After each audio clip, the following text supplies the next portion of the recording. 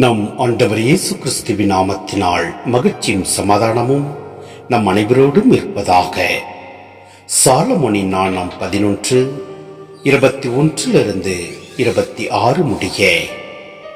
முது மாபெரும் ஆற்றலை எப்போது நீர் காட்ட இயலும்? முது கைவன்மையை எதிர்த்து நிற்க எவரால் இயலும்? தராசில் மிக நுண்ணிய எடை வேறுபாடு காட்டும் தூசி போலவும், நிலத்தின் மீது விழும் காளைப்பனியின் ஒரு சிறு துளி போலவும் உலகம் முழுவதும் உம் கண் முன் உள்ளது. நீர் எல்லாம் வல்லவராயிருப்பதால் எல்லார் மீதும் இறங்குகின்றீர். மனிதர்கள் தங்களுடைய பாவங்களை விட்டு மனம் திரும்பும் பொருட்டே நீர் அவற்றை பார்த்தும் பாராமல் இருக்கின்றீர். படைப்புக்கள் அனைத்தின் மீதும் நீர் அன்பு கூறுகிறீர். நீர் படைத்த எதையும் வெறுப்பதில்லை. ஏனெனில் நீர் எதையாவது வெறுத்திருந்தால் அதை படைத்திருக்கவே மாட்டீர். முது திருவுளமின்றி எதுதான் நீடித்திருக்க முடியும்? அல்லது உம்மால் உண்டாக்கப்படாதிருந்தால் எதுதான் காப்பாற்றப்படக்கூடும்?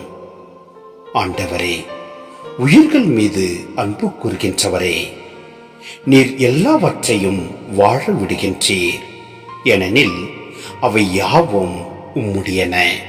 சிந்தனை: நம் பாவங்களை நம் ஆண்டவர் மனதில் கொண்டிருந்தால் யார்தான் நிலைத்து நிற்க முடியும்?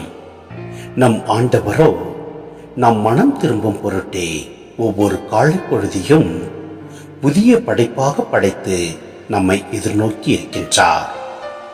என் மகன், என் மகள் இன்று மனம் திரும்புவாரா என காத்திருக்கின்றார். நம் ஆண்டவர் இரக்கத்தின் தேவன், அருளின் தேவன்.